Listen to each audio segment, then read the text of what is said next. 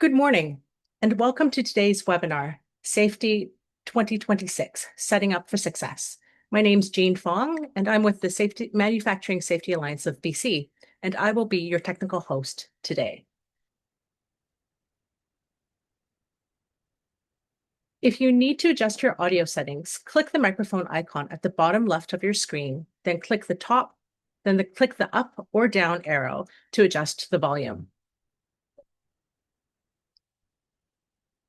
To use please use the Q&A icon at the bottom of your screen to ask questions at any time. And please use the chat function to let us know where you're joining us from today and chat with other attendees.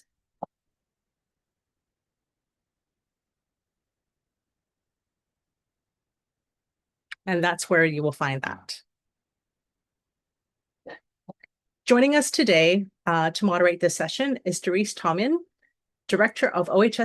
Associate Director of OHS Services for the Manufacturing Safety Alliance of BC. Welcome, Doris.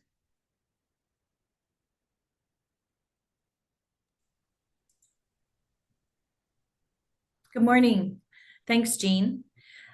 In a simple but intentional step toward reconciliation, let me open by noting that my team and I are joining you from the traditional unceded territories of the Coast Salish peoples across BC's Lower Mainland and the Syilx Okanagan. I'd like to just take a few minutes to share a bit about the Alliance. The Alliance serves BC manufacturing and food processing businesses with 4 pillars of health and safety support. You can call us for a safety assessment, advice, or specialized training. For the training that you need, we have more than 60 topics, some in multiple languages. And for resources to help keep you compliant, we are your safety advocate and partner when safety questions or orders get complicated, overwhelming, and confusing.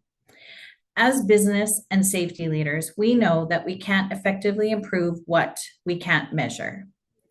But too often, we fail to recognize the full cost of poor safety performance in human and financial terms. People tend to look at workers' compensation insurance as a fixed cost rather than a variable expense we can take action to control. Today, we'll share strategies you can use to interpret the performance data in your employer report, how to understand your current costs and experience rating, and what it means for your business and for your industry. We'll investigate the most common drivers of injuries and increasing insurance costs, and how to decide where to focus to improve your results, reduce your insurance costs, and keep your people safe. Our presenter today is Alliance Senior Safety Advisor, Heidi Hare. Welcome, Heidi. Over to you. Thank you, Doris, and welcome everyone.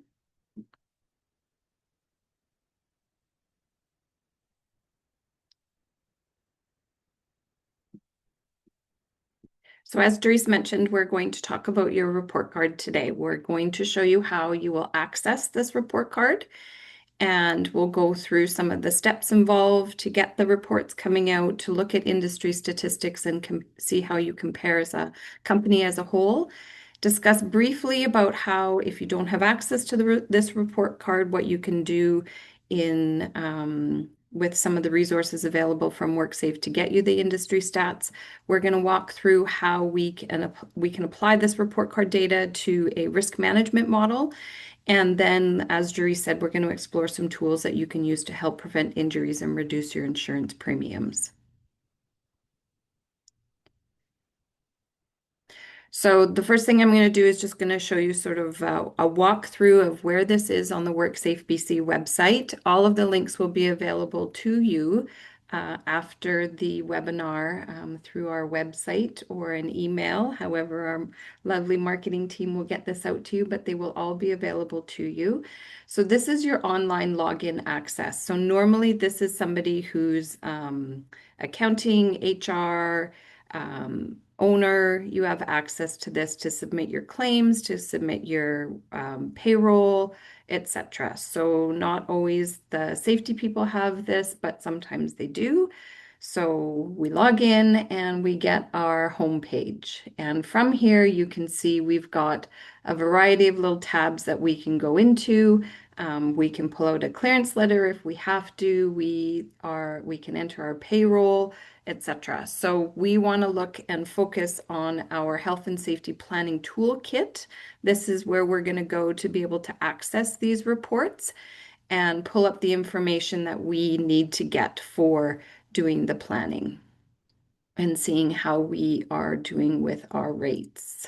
Okay, so once we hit that employer planning toolkit, so again, this is just a successive hit the button and go, hit the button and go, and we'll get there. So we can look at a variety of things, dig quite deep into some of the injuries that are driving our costs. We can look at our return to work trends. We can look at our hydration claims. We can calculate actual costs of incidents in our workplace. There are many, many tools that are available for you here. We can see where we compare with our peers and other people in our classification units. And we will then go in here. So this is where we're going to focus on today. We're going to see which injuries are driving our costs, the regulations, and our reports, and then learn about creating the healthy and safe workplace as we go through together. So again, when you're in this toolkit, there is a how to use the toolkit on the bottom if you need it. This is our page for our employer reports. So we are going to show you the employer report today. You can also get the summary report of the occupational health and safety stats. These are our prevention activities, our inspection reports. So when WorkSafe comes out and writes orders or provides an inspection report, we can get the data from that. You can see where industry is, where WorkSafe is coming through and putting in a lot of effort and initiatives towards orders. So you can see maybe what's coming up the pipe and be proactive in that or down the pipe. So this is an example of an employer report card. This is available from WorkSafe, so it's taken directly from them. It is pulled out from an example classification unit. So it will show where you compare within the classification unit.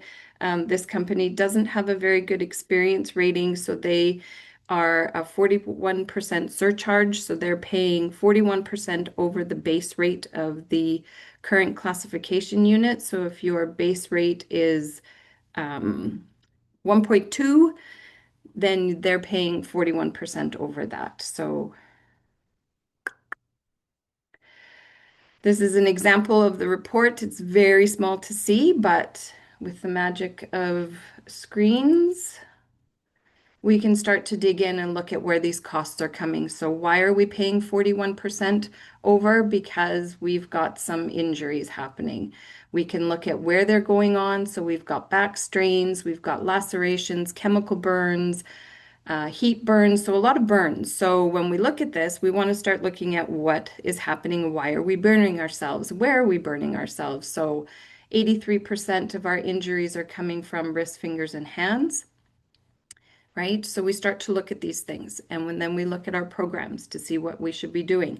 This company, if they're doing welding, maybe that's why they're burning themselves. Maybe they're working with a lot of chemicals. Okay, so we start to look at why we're doing this and why the injuries are happening and see which areas and which departments are having the most injuries associated with this.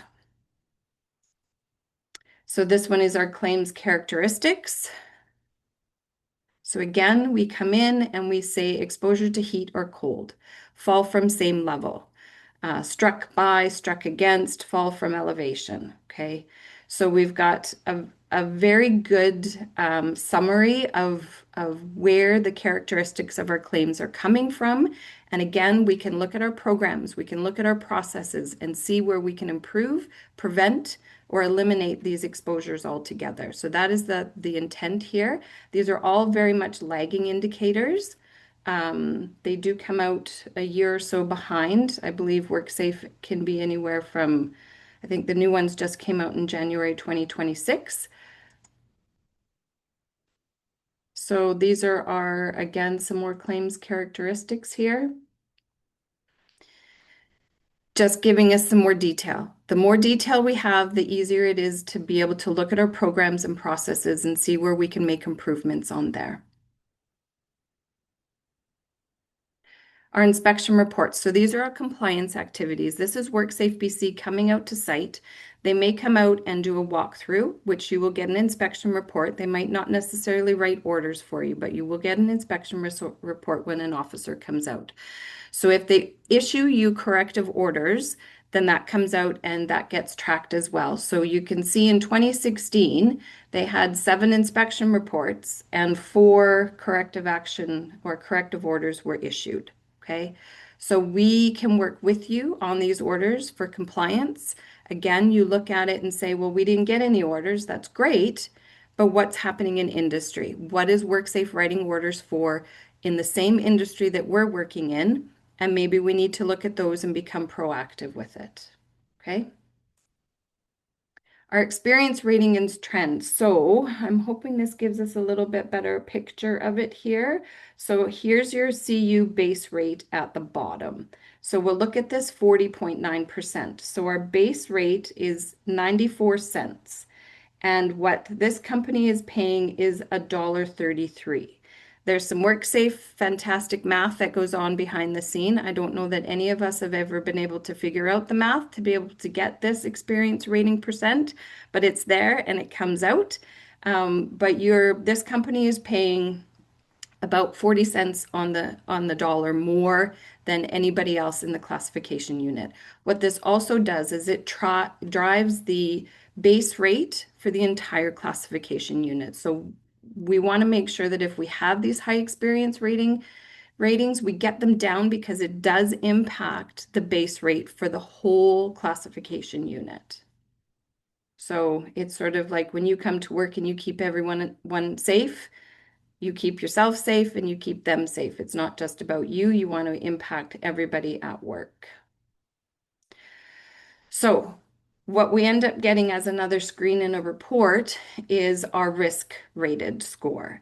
So these are our areas that we really, really, really want to focus on and become our high risk activities and where we put our focus on developing programs, changing processes, implementing new things, training, etc. So you go through and you do a really good thorough analysis of why these are so high. So here we've got falls, MSI, so ergonomics, acts of violence and force, involuntary motion, other bodily motion. So we go, what does that mean? So then we go back into our report card and we look to see involuntary motion and other bodily motion. You can come through and find which body part, which part of the process it was coming from based on the characteristics of the claim, the injury statistics, etc. We can pull out a lot of detail based on the report that we have. So we want to do our top 4, and then maybe we try and throw in a 5 and 6 in there as another priority. Okay. So these can come through. The Joint Health and Safety Committee can review these stats. You can review them at a management leadership level. You can create your occupational health and safety goals around this for your company. So you can say you want to reduce your falls. We figured out how this is happening, why this is happening, and we want to reduce this. And that's our focus. Okay, so we can do that, and it gives us a nice set for the priority for it. The final thing that you can see is your comparison to the classification unit. If you have your very serious, so our MSI was quite high, we can see how we compare to the rest of the classification unit, okay? So it's very high and we would like to lower that. So maybe that becomes our focus this year, right? And we do have a wonderful ergonomist on staff and we have an amazing MSI program that we look at risk characteristics and prevention on there. So if we didn't have our ergonomics on here as something that was high, We can look to see where the rest of the industry is coming at and say, you know what, let's be proactive on this. There's a lot of back injuries and shoulder injuries in this industry, so maybe we can be proactive and look to see where we can prevent as opposed to react to it.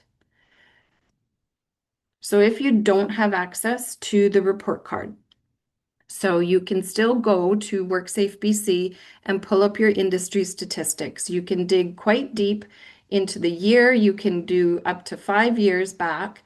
You go into the manufacturing sector, you pick your subsector, and it tells you the accident type. It then goes into the source of injury. So if you click on these, and I don't have a screenshot to show you them because it's very small and I couldn't make it so that it looked nice, but you can see where you're coming from. So we know that we had falls and MSI were high on our report card. So we look at our industry and we see overexertion and fall on the same level. Those are two both high risk activities or injuries that are coming forward, and we want to make sure we're focusing that. So we've got repetitive motion, the nature of the industry, so strains, fractures, lacerations, back strain, etc. And then the body part that it comes into. You can dig really deep into this online, and you can remove things that are, I just want to see what the MSIs are. So I'm just going to show that. Is it a psychological injury only? So you can dig a little bit deeper in here and really narrow down the focus depending on what you want to look at. So if MSIs and falls are your biggest, highest risk, you can dig in to see what's happening with that. So how do we use this information? It's all great to get a report and see that we have falls from heights and we have MSIs. How can we use this in our safety management system and our risk prevention overall? So we have a risk ownership model that we can associate this report card with.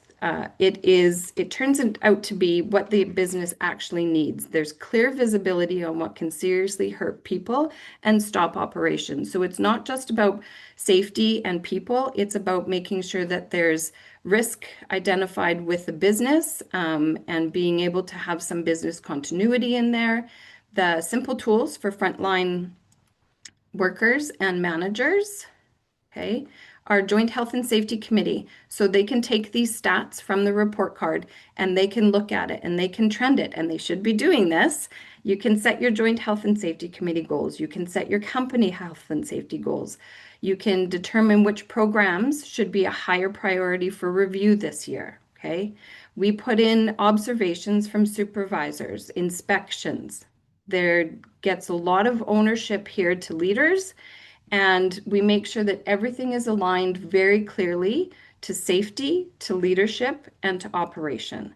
So the report card is going to impact a lot of stuff. You don't want to be paying high premiums because that's going to impact your operation. It's going to impact your bottom line, everything like that.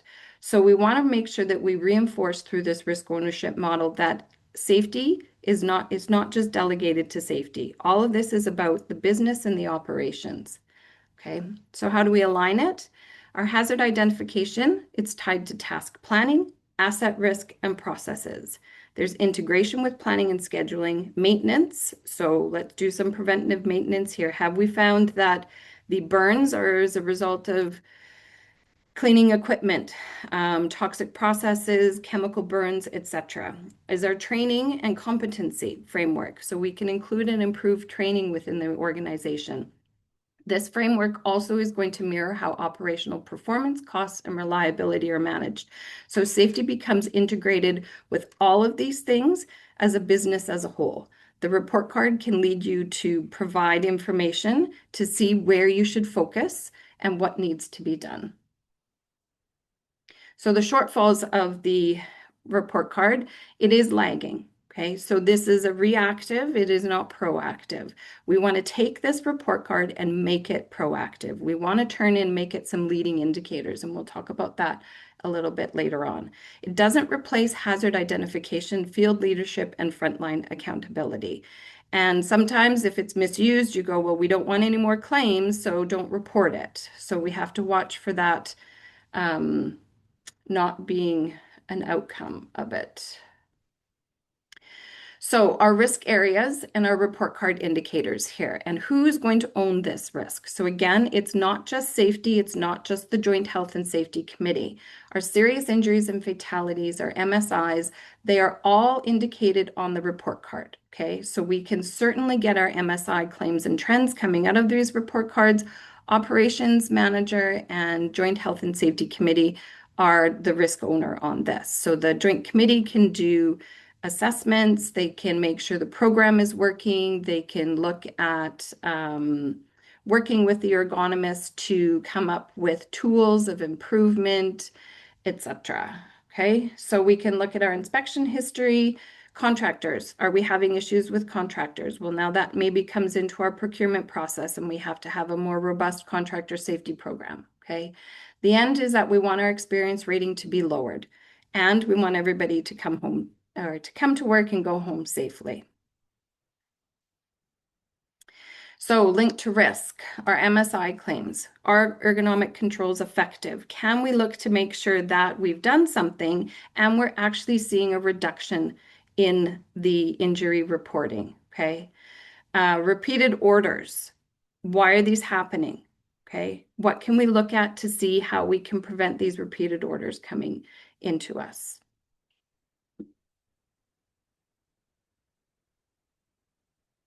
We can take this report card and embed it into the decision-making and planning process. The report card greatly influences all of these things, okay? So we might need more people. We might need to have some budgets put in there for training because we're finding that our training is insufficient, okay? So a good outcome for this, based on WorkSafeBC trends, we're reallocating capital towards engineering controls to address MSIs. This is the best one. Will loves this one. This means it's Christmas for him and for everyone else because over 30% of claims are MSI related. So we want to look at preventing and reducing those. And if we have these allocated funds that come in here, that shows that there's something being done about it and we're trying to make improvements on it. So we integrate this report card into our safety management system. We use the data, we use the near misses, incidents, and observations to ensure and test the correctiveness and effectiveness of the controls. It drives learning within the operation. We treat the system, the failures as system feedback, not failures, not blame, okay? And over time, we want to see that we have strengthened the control over effectiveness. Okay, so we should start to see some drops in some things. That's our hope. So learning improvement, assurance, and monitoring, because we always have to monitor. We always want to make sure that we are continually improving with this. That's part of our safety management system as a whole. It's a living, breathing system. Again, we're going to use the incidents, near misses, and observations to test control effectiveness. We're going to drive operational learning. We're going to provide executives with confidence and foresight that this is working and that we're seeing an impact on it. Okay, we want to move from those lagging outcomes to the leading controls. We want to get ahead of it. So measuring success, what does this look like? So the quality of hazard identification, we have quality, not volume, okay? We have proactive program audits and reviews. So we come in and we look at our industry statistics and we look at the WorkSafeBC initiatives and we say, we know for a fact, lockout, tagout, okay? Safeguarding, those are high on WorkSafe's watch lists. So they're going to be looking for that. So our programs are pretty good, but let's look at it and audit it and review it and make it better. So when they do show up, we're getting some good feedback on that. And we just get the inspection report and we don't get the orders. Okay. So we have critical control verification results. So this is important because we're verifying that controls put in place work. Okay, and they've done something and they've put some improvement in there. We get really good engagement with supervisors, workers. When we have a robust system, it comes through, there's less duplications. Worker can clearly answer what's going to hurt me and what do I have put in place to be able to prevent that injury. And everybody looks at that question as a whole. It doesn't matter where you are within the organization. You should be able to go into warehousing, shipping, production, and ask, what's going to hurt me and what do we have in place to control this hazard and prevent me from being injured or preventing loss to the business. Using our lagging indicators, there was a reduction in serious incidents and high potential events. We improve consistency across the business units. Cultural indicators, these are really important because we do get that feedback from the workers, from the supervisors, from the company as a whole. So we have more confidence in the ability to raise questions behind risks and bring it up before it's an incident. We talk about near misses. We report good catches, okay? There's good conversation and transparency between leaders, supervisors, and workers, and the lines of communications are all open, okay? We want to see that safety is seen as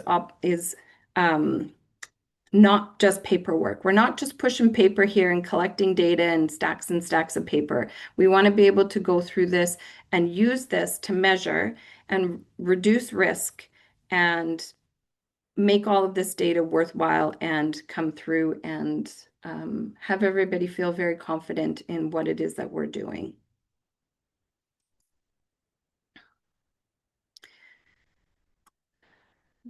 The employer report card is a performance monitoring tool when paired with defined risk ownership, escalation thresholds, and control actions, forms a key component of a formal risk ownership framework. So we want to make sure that we're pairing it with the leading indicators from field observations, hazard closeout rates. We make sure that everybody is assigned appropriately.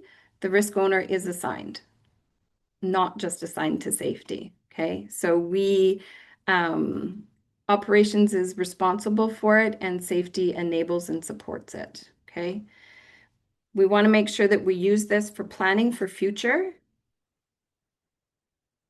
We can provide program updates, audits for compliance. We want to make sure that we have good feedback loops at every level from the worker all the way up to the leadership table.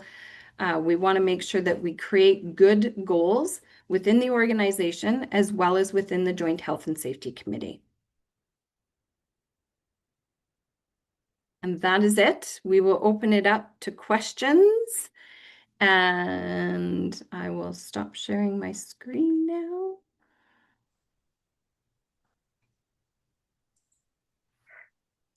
Thanks, Heidi. That's great.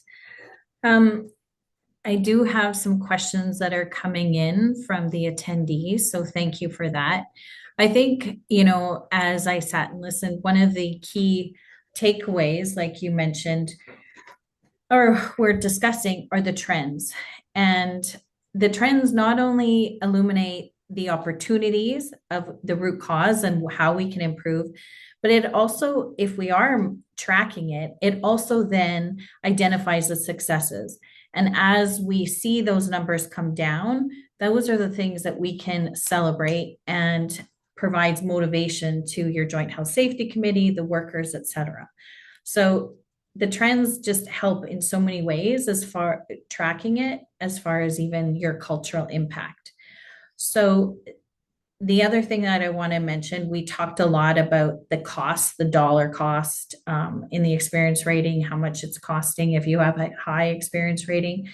But the one thing we, didn't actually touch on is the costs that are unallocated, like lost time, that the team absorbs.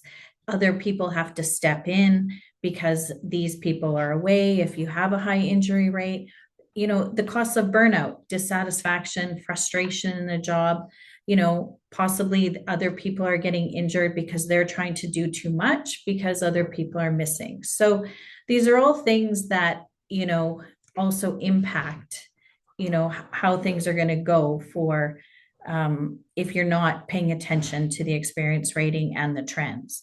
So one of the questions that did come through, and I believe we have answered it, but perhaps Heidi, you might want to add to it, is the information for trends are a year old. And the question is there a way to do this throughout the current year? Again, it's our trends, watching our trends, tracking. But Heidi, if you want to add something to that, please do. Yeah. So we get the global we, the royal we. The report cards come out in January.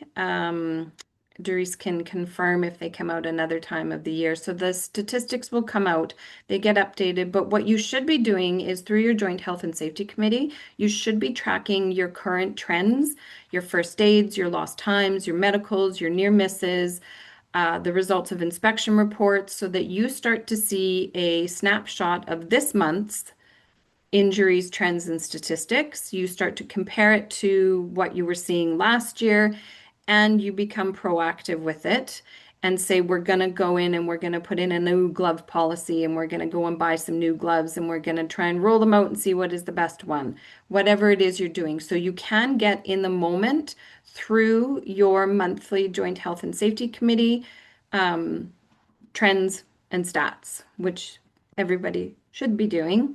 And if you need a document to help you track those stats, we have one, and it's great. We love it. It's nice and easy. So you can get a little bit more up to date on your statistics through the Joint Health and Safety Committee.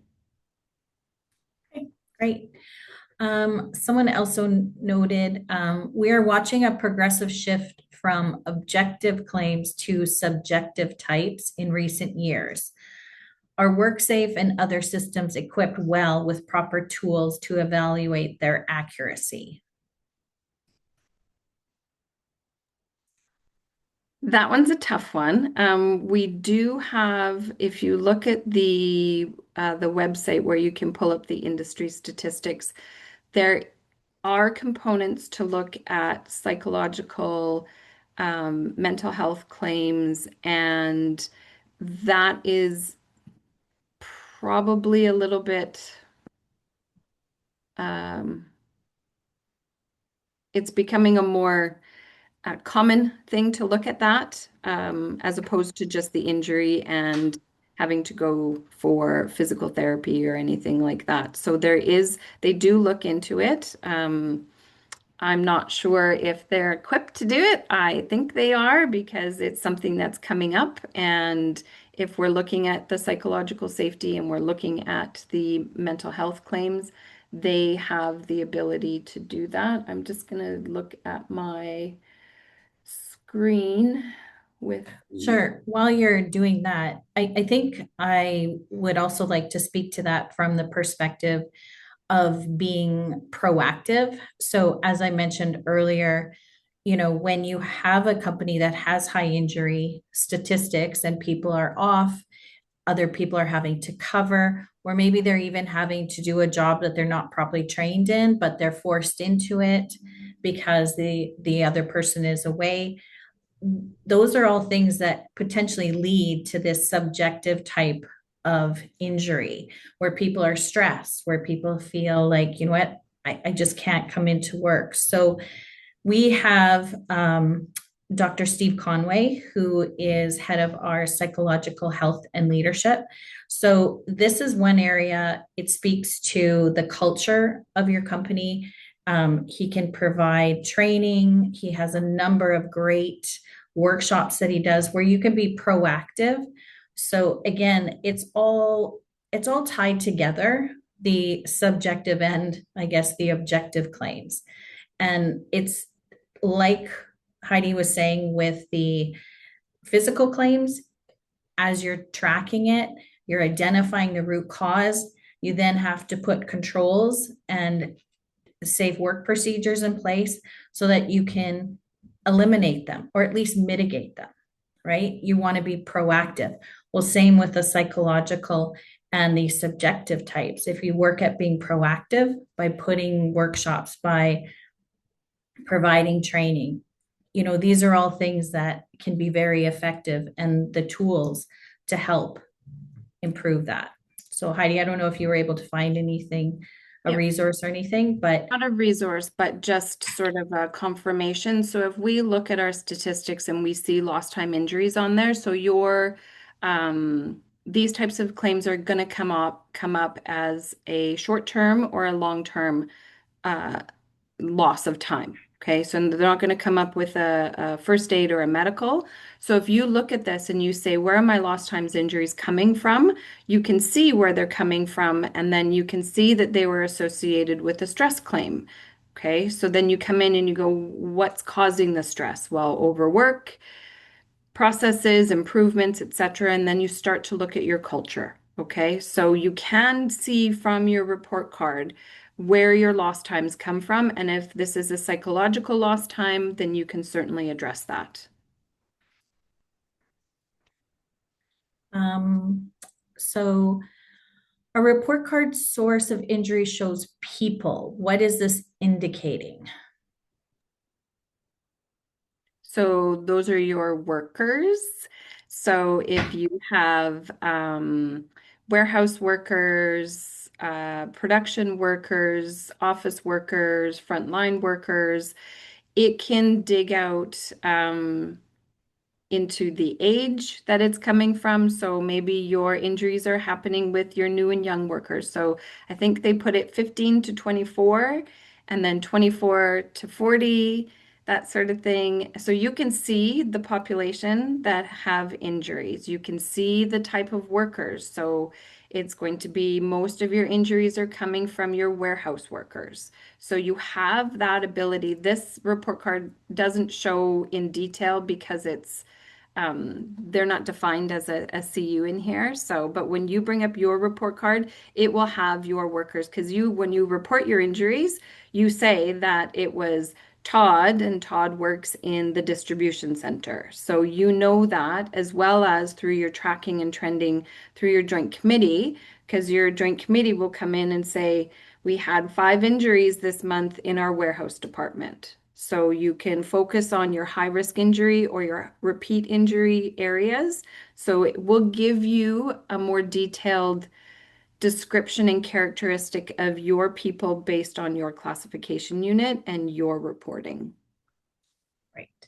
So one of the questions was, where can we access the trend tracking document that you and I have mentioned? So we have that resource. So we would be happy to share that with attendees.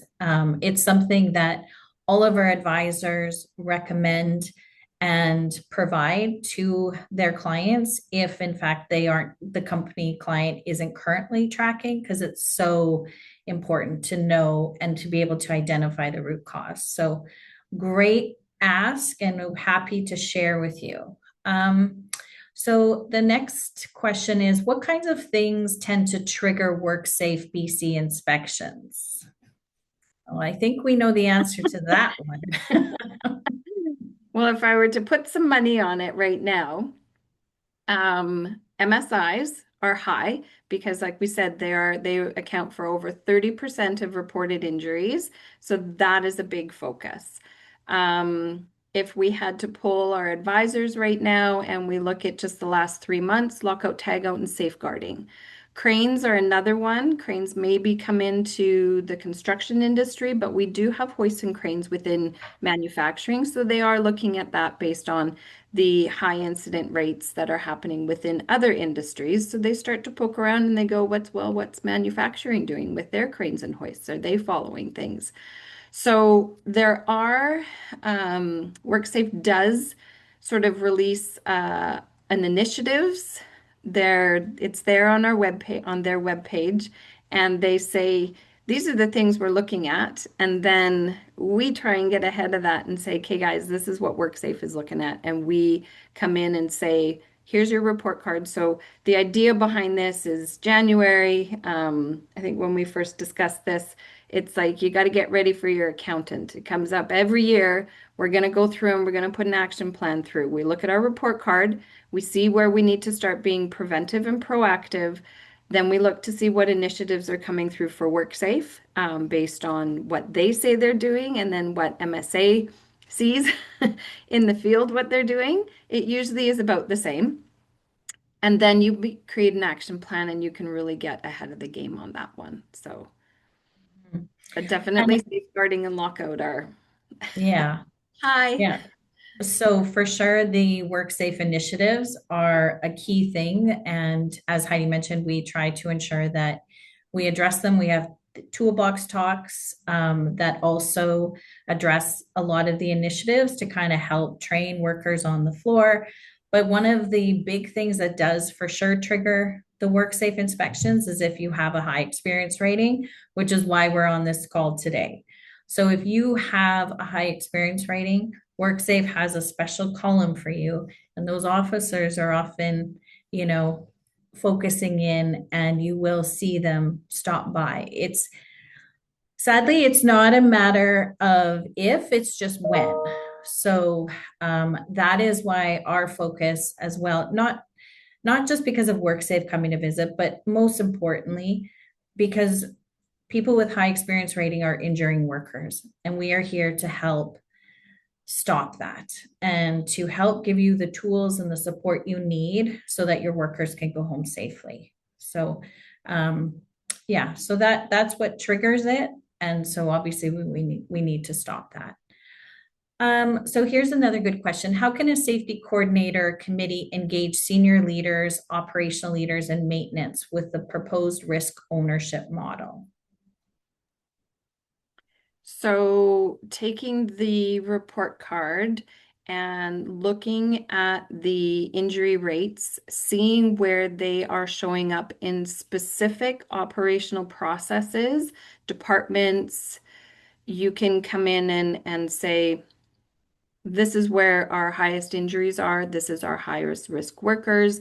You can take a summary of that and propose it. And again, when you look at it and you can say, the MSIs. So we're going to go through and do the risk assessments for figuring out our jobs and our ergonomic risk assessments. So you can show exactly where and how these things are happening. You can make recommendations to senior leadership. The Joint Health and Safety Committee, it's a mandatory requirement for them to be involved with all risk assessments for ergonomics and MSIs. So it goes on your minutes and it's tracked and it goes up to management and you can make sure that you have an actionable item on there. It's all about creating the why. You need to show why we need to do this. We need to reduce injuries. We need to reduce occurrences. We need to reduce costs and we need to show improvement. So when you take it up, you want to make sure that you have solutions. You don't just bring problems to the table, you bring solutions. So doing a full thorough risk assessment, physical demands analysis with our ergonomist, they can come up with solutions for controls and you present that up there. So you want to show the return of investment on this. The big one, reducing injuries and reducing costs. And if it's done through the committee, then again, it's tracked and you can make sure that it's followed through on. Yeah, ROI is the biggest thing you can do to get a leader to stop and go, okay, let's look at this and what you can save just by reducing, your experience rating by a few points. It makes a significant difference each year. So the next question is, how can the Alliance support a company with a high experience rating? And what are the tools and resources you can provide? You want to take that one? Sure. As a senior advisor? As a senior advisor, so my process map with my high experience rating clients is the first thing I do is I engage with them and we review their report card. And we look to see where their injuries are happening and we look to see what we can start with, what needs to become the priority. We will do we have a health and safety questionnaire that we send out. So we get a very high level overview of your health and safety program to see what's good, bad, and ugly, where you need some training, where you need some improvement. Maybe you don't have a program at all. So we start with that and we look to see our high risk first, and we focus on those. And then we just keep working with you to create programs, to do the risk assessments, to talk about implementation, to help with controls, to get you set up for training. And then there's always a follow through. If there's something coming up that we know, we want to make sure that we're going to address that as we go so that we again we go from that lagging to those leading indicators. We highly encourage full involvement with workers to be part of all the process. The Joint Committee is a huge thing. When we start to engage with our high ER, we ensure that we start to attend Joint Health and Safety Committee meetings, and we start to get them involved and really build up what they do, because they're very, very impactful on all of this stuff. And it's not just about the safety person doing it. The safety person is a resource. The Joint Health and Safety Committee is a driver behind continual change and improvement. That's what they're there for. So to sum it up, we review your report card, we look at your programs, and we start to make improvements, focusing on the high risk first. Mm-hmm. Identifying the root cause, reacting to it so that you can be proactive going forward. So for sure. So we're almost out of time, but before we leave, are there any last thoughts you want to share? I don't know if anyone has any more questions, if they want to put them in the chat. Perhaps not. All right. Okay, well, Heidi, thank you again. If I think we got to most of the questions, but sometimes, as you think about, what we chatted about today, if you go onto the WorkSafe site and you are looking at your own report card and trying to understand it, navigate the document and what it says, that sort of thing, please reach out to us. We would be happy to help. All of our advisors are very familiar with the report cards, and this is something that we know for a fact helps you identify, as I said, the root cause, and we can assist you with the support that you need. So before we end, I just want to name a few announcements. Our next webinar is on February 12th. Join Amanda Peck and Dr. Steve Conway for strategies you can use to navigate mental health claims and return to work.